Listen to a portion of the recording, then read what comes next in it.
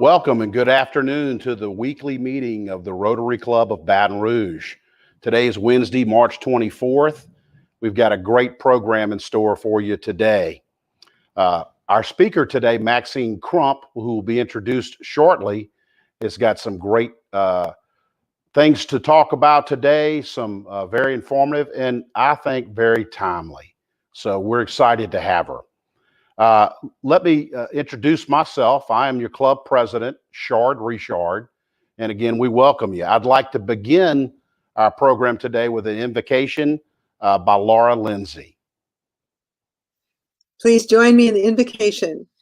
Dear God, we ask your blessing for this food and these friendships. Amidst the challenges of life, help us embrace fairness, kindness, and friendship. Guide us in our decisions so that we are conscious of their efforts on others, or their effects on others. Remind us that we all share the goals of peace, prosperity, and happiness, whether it's at home or abroad. And finally, let us remember the words of Khalil Gibran. It is when you give of yourself that you truly give. Amen. Thank you, Laura. Now we'll be joined with our pledge by Rob Weiss. I pledge allegiance to the flag of the United States of America and to the republic for which it stands, one nation, under God, indivisible, with liberty and justice for all.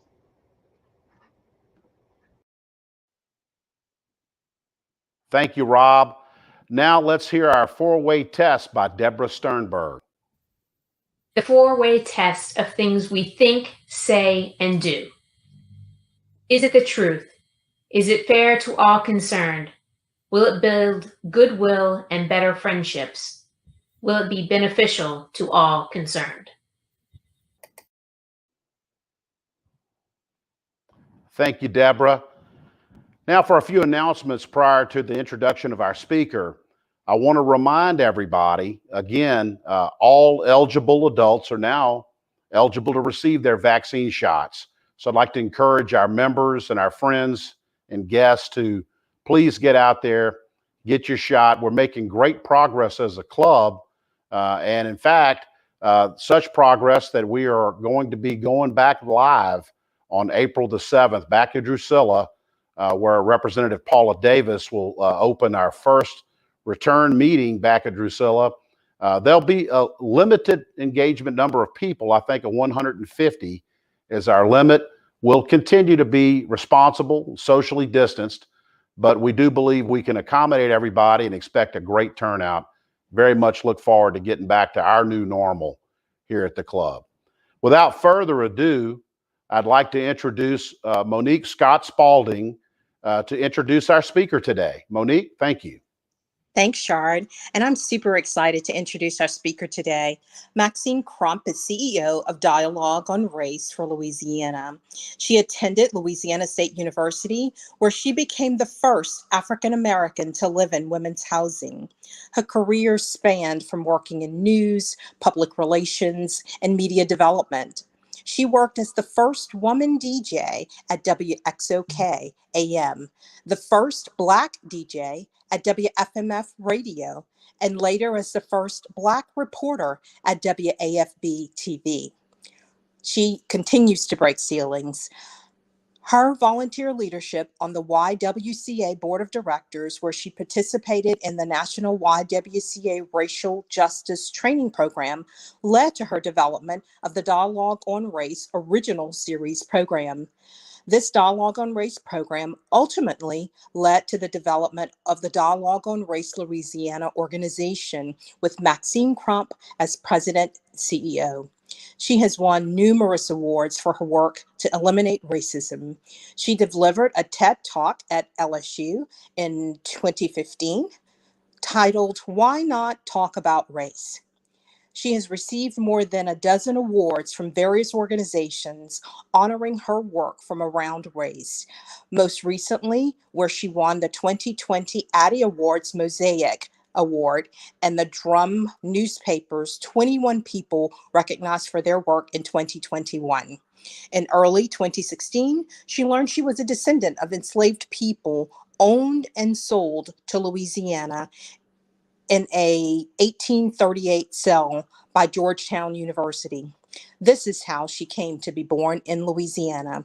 We welcome Maxine and her timely conversation. It's a pleasure and an honor to be welcomed by the Rotary Club of Baton Rouge on the subject of race. And thank you, Monique, for the gracious and kind introduction. Thanks, Maxine. Hello, everyone. Race has been too long left out of the conversation. And there have been so many paths along the way that has led me to be able to talk about it and now have it as my work. It is very much a passion, and I'm very excited to do it. So this has kept us from seeing the through line of how this racialized setup has been a longstanding crisis that we've all inherited. So there's been a string of events around race that has continued to burst forth into the mainstream for most of the 21st century. It gets wide attention. As you can see, right now, we're looking at the news coverage of the deadly shootings of Asian women in Georgia. What we often see is this goes away from the mainstream attention when it is no longer in the news cycle.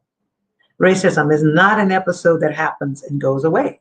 The race structure began being set up at the founding of this nation. Even though there's a lot of conversation about race right now, the through line of racism is continual 24/7. Those most impacted by race often know this better than those who benefit from the racialized system. Many of those who benefit say they do not agree with racism, and we recognize that and value it. To be against racism is noble at best, but being against racism is not enough.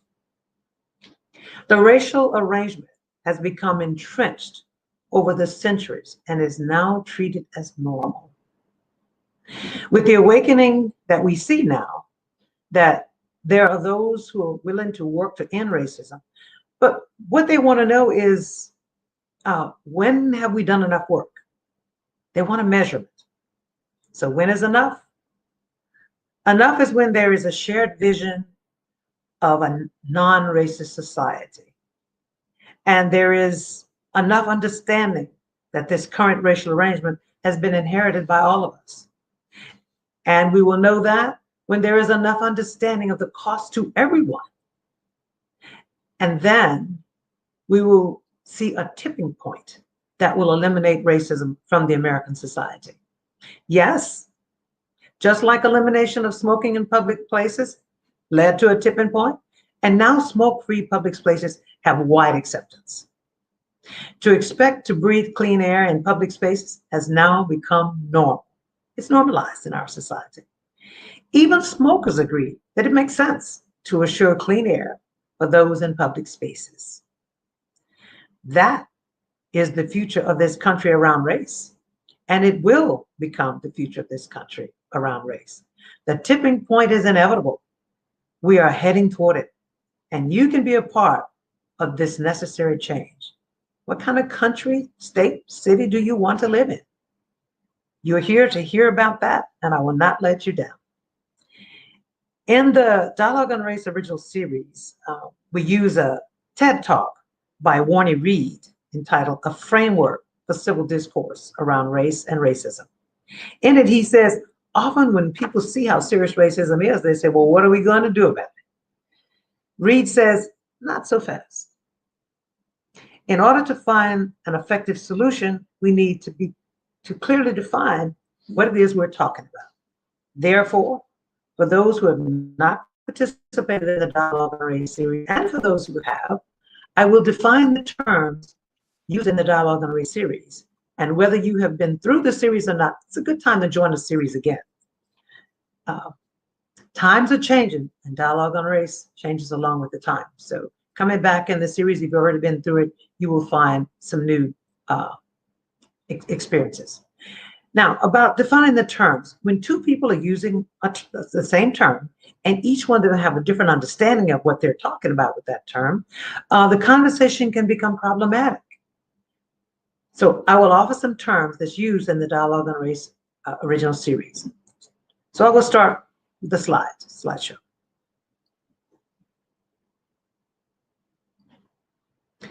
Racial prejudice. Now, this is a term that's often used to mean several things. Racial prejudice is a preconceived judgment or opinion based on superficial appearances and assumptions. Anyone can be racially prejudiced. They can carry positive or negative stereotypes of others based on racial characteristics. Words such as racism, prejudice, and stereotype are often used interchangeably. While definitions of these terms overlap, they do mean different things. Racial prejudice typically arises from race-based stereotype and have their dangers. But it is racism that has the power to grant or deny constitutional rights to its citizens. So we'll start with what it means to be fully American with no barriers. That's what's called white privilege. White privilege refers to historical and contemporary advantages that white citizens can count on daily, and such things as home ownership, retirement benefits, wealth, and so on. The biggest problem with white privilege is its invisibility, the invisibility it provides to those who benefit from it most. It is the invisibility that helps maintain the racial hierarchy in this country. The definition is significant in that often those who are white do not see that they do see that people of color face disadvantages, but seldom do they see that those disadvantages that people of color face is what gives them exclusive privileges. Another author that we use in the Dialogue on Race series is Peggy McIntosh, and in an article called Unpacking the Invisible Knapsack, she says, if these things are true, this is not such a free country. One's life is not what one makes it. Many doors open for certain people through no virtue of their own. So what are institutions? This operates through institutions. So this is where we're going to look at the definition of institutions. Because it is only institution that has the power to grant or deny constitutional rights to the citizens of this country. So institutions are the organizations and establishments, private or public, that are interconnected through their common task of helping the society function. Therefore, every government agency, state, federal, or local, every business, industry, large or small, is an institution, whether factory, office, or retail store. Within the communication industry, each newspaper, radio, TV station, magazine, or computer network is an institution. Every school and university, sports teams and franchise, every art gallery, dance studio, and 1,000 more groups are institutions. We need institutions. In America, the power to run our society is given to institutions. What we want and expect is that those institutions will operate in a fair and equitable way. But when it was established that these institutions would be empowered to carry out the system of race hierarchy, the practice of barring those who were former slaves and their descendants from accessing various institutions, then those institutions could grant or deny access to the various members of society in disproportionate ways, skewed toward whiteness. This is what systemic institutional racism is. So let's get a clearer definition of that. Systemic institutional racism. Institutional racism is the designated race categories for people based on their color, backed by a broad range of laws and policies for unequal distribution of resources, which institutions keep in place. It is institutions that are empowered and have the role to keep it in place. Structural racism is not something that a few people or institutions chose to practice. Instead, it has been a feature of the social, economic, and political system ongoing. Despite that with the passage of the Civil Rights Law, racism was made illegal. It continues. The system that reinforces and perpetuates racial group inequity, it identifies dimensions of our history and culture and have long allowed privileges associated with whiteness and disadvantages associated with color to endure and adapt over time. Poignant examples of institutional racism today can be found in school disciplinary policies in which students of color are punished at much higher rates than their white counterparts.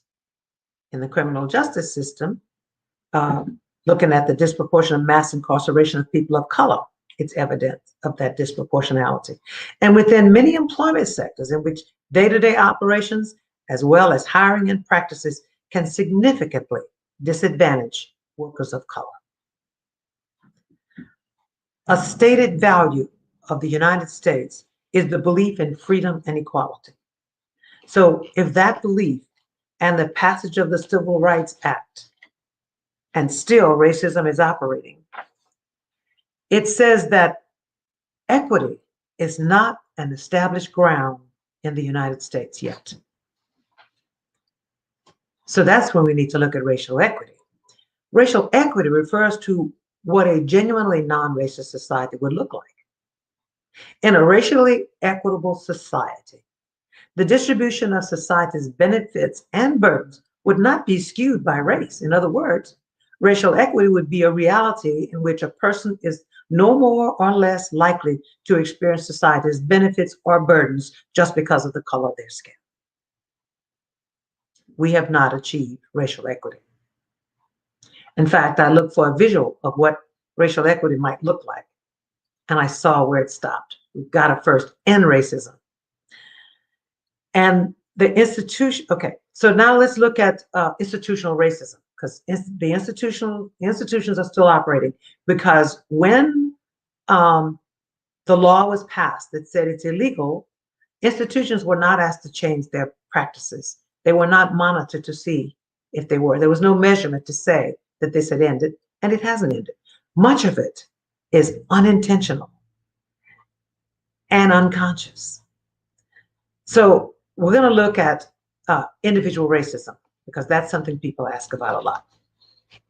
Individual racism can include face-to-face or covert actions toward a person that intentionally expresses prejudice, bias based on race. It's different from prejudice in that, because if they're practicing their prejudice, their racial prejudice, while representing an institution, then it's racism. And the institution is accountable, which is kind of confusing to some people. So like the officer recently that carried out the beating of a man here in the state, was arrested.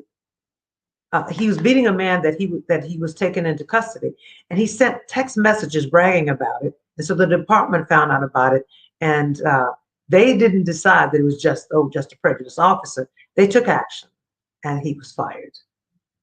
So one thing many institutions do to avoid being discriminatory is diversity programs. So I'm going to talk about what diversity programs do.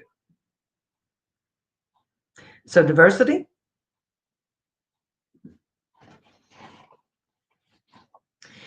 Diversity has come to refer to the various backgrounds and races that comprise a community, nation, or other groups. In many cases, the term diversity does not just acknowledge the existence of diversity of background. It also includes looking at the diversity of gender and religion and sexual orientation. And it implies also an appreciation of those differences. So diversity alone will not eliminate racism. Diversity has its value, but to eliminate racism, it does not address the barriers and disparities these groups encounter. And so race, as you heard me say, has been constructed by this country. Ethnicity is not a construction. Ethnicity is real. Race is real because this country has made it real, but ethnicities is real because of when you hear what ethnicity really refers to, then you recognize that it's the social characteristics that people may have in common, such as language, religion, regional background, culture, foods, and so forth. Ethnicity is the traditions one follows, a person's native language, and so on. Ethnicities of color, people who are from ethnicities of color, despite the variety of ethnicities of their locations, when immigrating to this country, they were assigned specific racial groups. So despite ethnicities, they were grouped into a particular race category. A categorization based on observable physical characteristics like skin color, hair texture, and eye shape. That is where ethnicity loses its place in this country. As far as the makeup of the country, they're treated by the race categories they're in, and that is for all of us. So that leads me to look at, let's go to the next slide. Much of what I said, well, I would like to believe, because I carefully checked to make sure that what I told you is factual. The challenge is it's not the norm that people hear around race. It's not, so much has been skewed and misrepresented and not talked about until there's a benefit in believing, which means temporarily suspending what you think you know up to this point and just taking a breath further and listening a little further. You are not asked to believe when you come to the dialogue on race, but you're asked to suspend what you're holding on to as your belief and listen just one more beat pause and one more person's comment and see if you hear something that may help you. So the Dialogue on Race series is an educational program. It's structured in 6 weekly sessions. The sessions are interactive conversations. It's formatted, facilitated, and backed with factual materials and sets an environment for open, honest, brave conversation. And yes, that can sometimes be uncomfortable. So next slide, please. So as I told you in the beginning, Warner Reed said, when people see just how troubling racism is and how much it's costing the society and everyone, they say, well, what are we going to do about it? Well, I would like to offer some things that can be done. And that is to participate in the educational program of Dialogue on Race series, which I've invited you to several times along the way here, and to learn more about systemic racism, because that's what the program will help you do. And then to balance learning with action, such as speaking up. People say, I don't know what to say, and I feel that I'm going to be criticized. Is it more important about how it's going to make you feel and how uncomfortable than to eliminate a problematic issue that this society has continued throughout its founding? And here we are in the 21st century, and we still have racism. So maybe uncomfortable isn't the first focus as to why not to speak up. So I encourage you to speak up and to create a culture of continual reflection. And I underline this one: help young people become change agents. Why do I say that? Because very often parents and people, adults, not parents, adults talking to young people sort of tell them, well, you know, that's how it is. And so I think that we need to give them as honest answers as we can, and to at least acknowledge the value of them asking the question. Say, you know, I'm not sure I know the answer, but I'm glad you asked because it's an important question. If all you get to say to young people is, yes, that's an important question, that is a valuable way to help young people become change agents. And finally, ask yourself what you can do in the areas where you influence. In other words, in the areas that I am, in this picture that I'm in, who is in this picture and who's left out? And why is that? And in the areas where I influence, what can I do about that? Those aren't questions you have to answer. Those are questions you have to ask. Leave it open. Get more understanding. And then it will inform whatever actions you choose to take.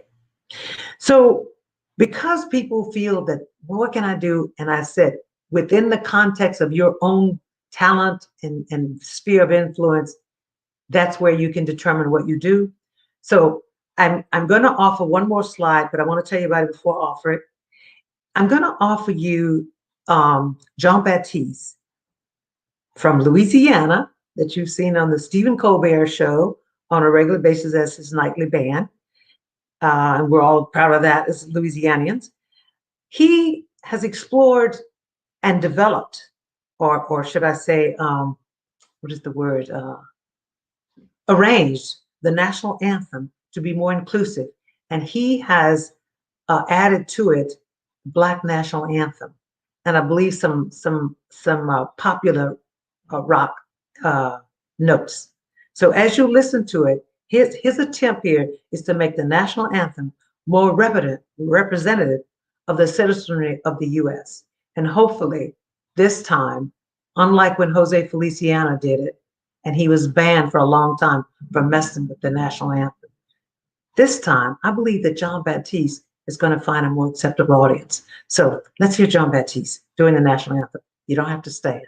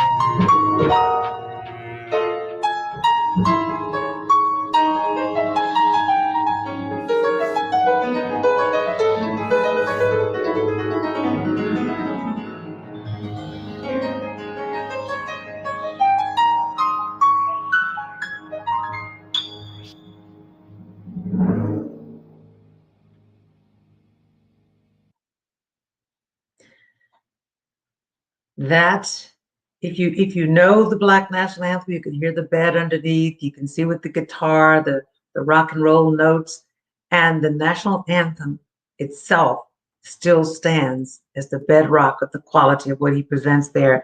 It seems like a very honorable representative of the national anthem to me, to make it more inclusive to our citizenry. And it would be interesting to me to see what you think as when we get to I think I have one more thing, and then we'll want to hear from you.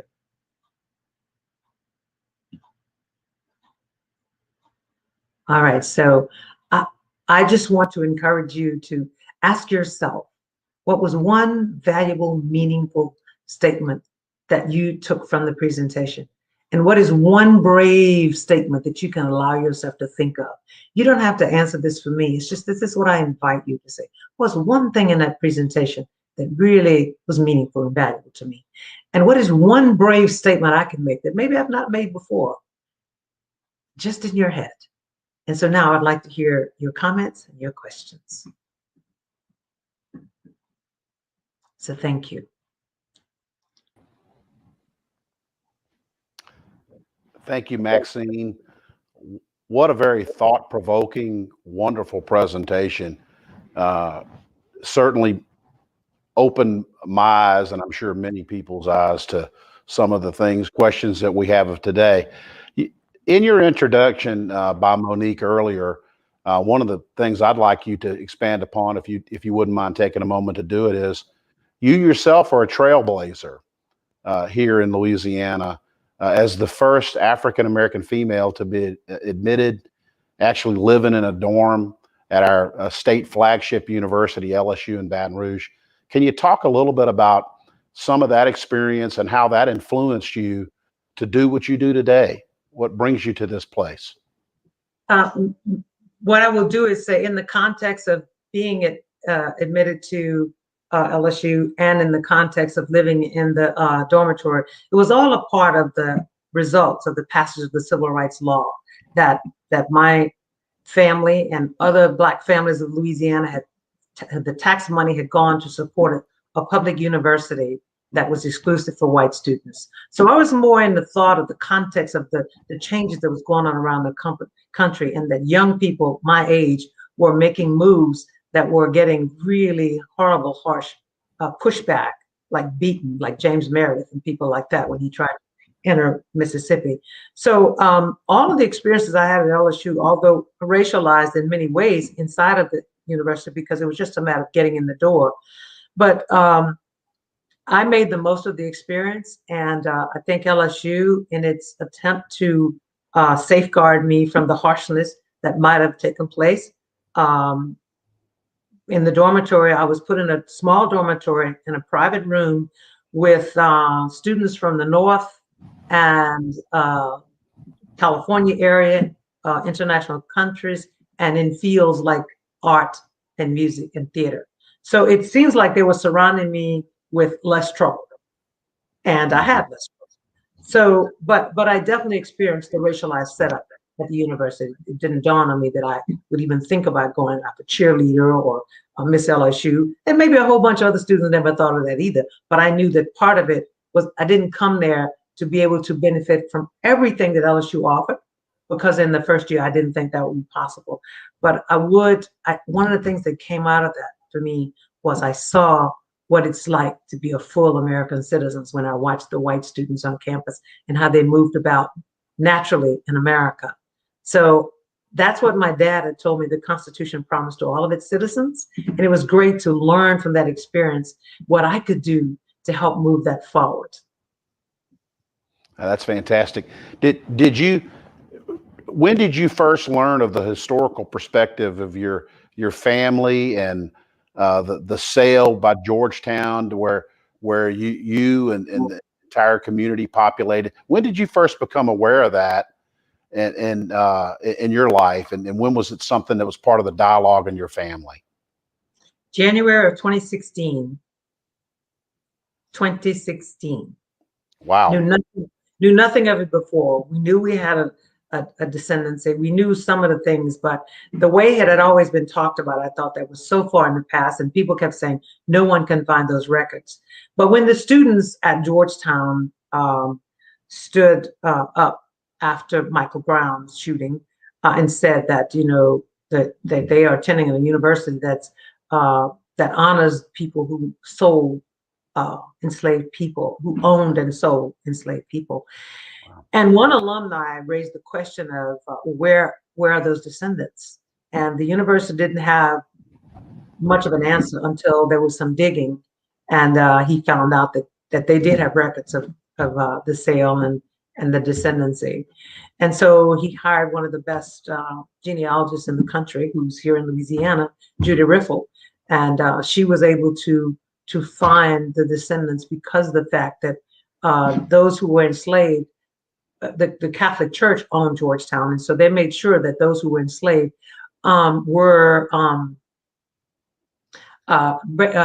practiced Catholicism, because part of what allowed a lot of moral belief about enslavement was that enslavement was good for those not quite humans from Africa who needed to save their soul because they practiced idol worship, and it was the understanding. And so they didn't believe they had morals, and so they felt like there's a benefit then to being enslaved, because now you'll get to become Christian. part of the story that was told. So now, of course, I had a Catholic background, and of course, I'm Catholic, as all of those who were enslaved from Georgetown did practice Catholicism. Wow, that's amazing. 2016, when you think about just that short period of time from where we are today back to 2016, so much has occurred from that revelation to many other things. Just the year 2016 by itself was a year of turmoil in our community, for sure. We have some questions that have come in. Jeff Simmerman asked, with your experience on this topic, do you think our Rotary Club here in Baton Rouge is a contributor to systemic racism in our community? To answer that, I will say every institution. Say again? Did you say something, Chart? No, I didn't. I'm sorry. Every institution that was organized during Jim Crow has a foundation in Jim Crow. As far as anyone can tell, was mostly complicit in practicing racism. So one of the things that's significant is knowing whether or not it was intentional is what people ask. It doesn't matter whether it's intentional. Was there a time when the Rotary was all white? Then that was a practice of racism. Yeah. Whether it was intentional or unintentional. So I hope that answers Jeff's question. I think it does. It's interesting that it's beyond racial lines. It's our Rotary Club in the not too distant past was an all male organization as well. So we've made some strides, and like everybody else, we continue down that path. Yes, do more. Do more. You're right. We have another question from this one from Laura Thomas. How can one learn about participating in the Dialogue on Race program? Thank you, Laura. Our website is dialogueonracelouisiana.org. You will find all of the available series that's open right now, and we continue to post them as we open them. And if they're all closed when you try to register, we have a waiting list, and they will reach out to you as soon as another series opens. Fantastic. Another kind of a comment / question that I'm thinking of as well is if you think of the historical perspective and you look back, even if you go back in our country's history and you think back to the abolition of slavery and then of course the end of the Civil War, both in 1865 to the present, there's a lot of things that happened in between, but it wasn't until 1948 that President Truman desegregated the military as a first step. And then we begin to see a lot of changes through the 50s and then 60s with the Voting Rights Act and the Civil Rights Act, et cetera. But we made a lot of progress. And there's some people that think about, look how far we've come. And then now we're back to a place where we reveal how much more work's still left out there. Your thoughts about that? That's what I'm saying. Keep asking greater questions, because keep learning about it. Because as long as K through 12 education teaches the lost cause narrative, which it does. So the South may have lost the war, but it won the peace. When the South was given segregation, when the South was given reparations for the planters who owned and sold slaves and made. And this country was enriched by slave labor. It was totally dependent on slave labor.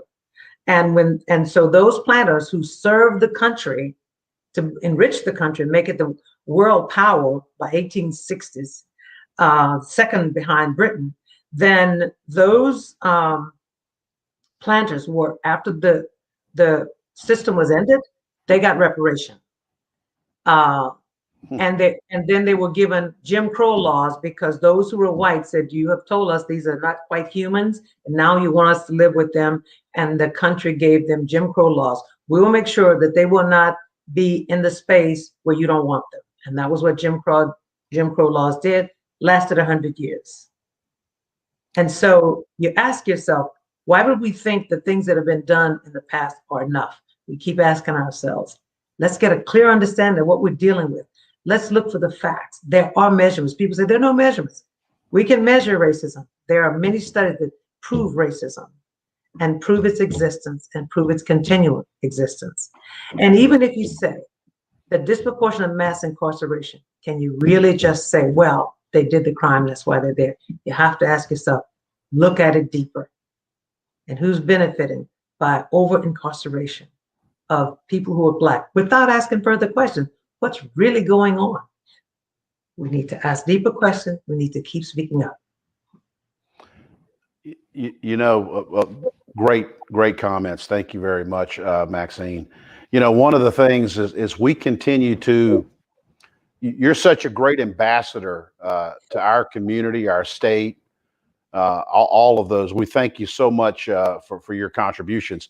I can't think of a better place for you to help spread the gospel, if you will, than in our own Rotary Club. I'd love to extend a formal invitation to have you join us. You'd be a great ambassador here and help further our own mission. I hope you'll give some consideration to that at some point in time. We talk further about it. I will. That's a wonderful invitation. I'm honored. Thank you. Oh, it's my pleasure. Let me see. I think we've got a couple of more questions here before our time ends. Ken Best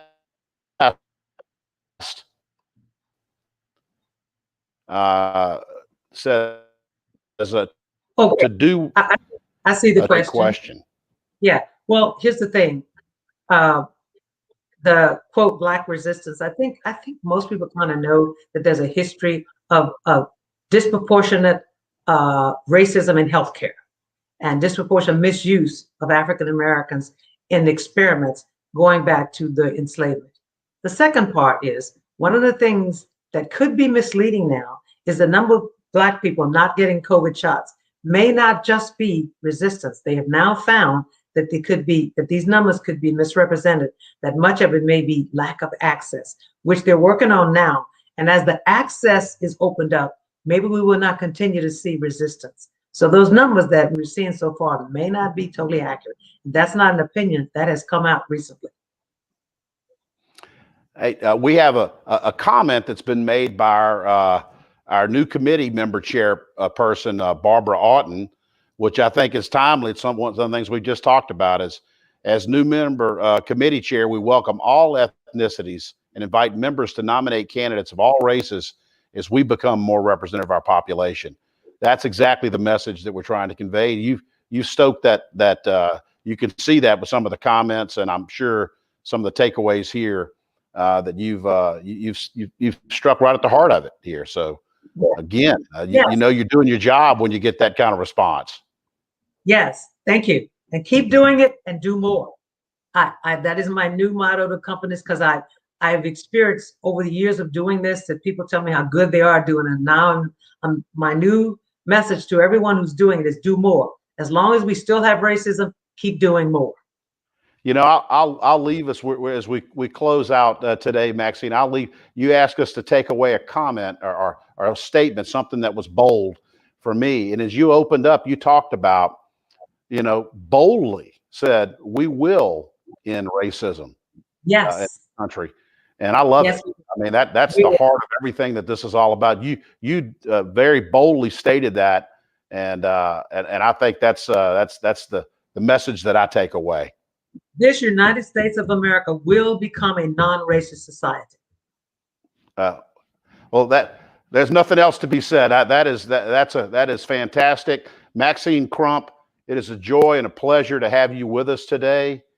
Thank you very much for sharing your insightful comments and wisdom upon our club, and now everybody out in our social media world, which we now extend beyond the walls of this club.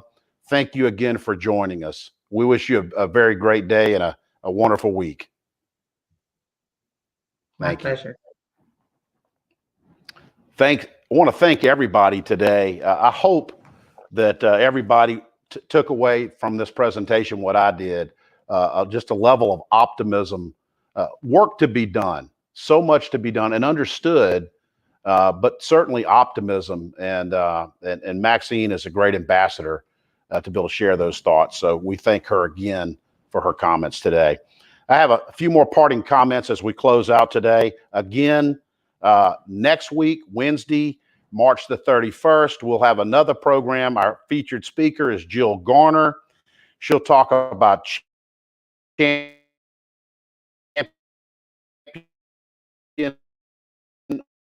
of respect. We look for that on April the 7th. We'll remain in the virtual world and continue to do and bring this to folks who can't be with us at Drusilla, but that's our first day back. Again, please go out, get your vaccinations as you can. We hope that we can continue to get vaccinated, get to that new normal, whatever that may be. We look forward to it. Have a blessed day, a wonderful week. Thank you for joining us here at the Rotary Club of Baton Rouge.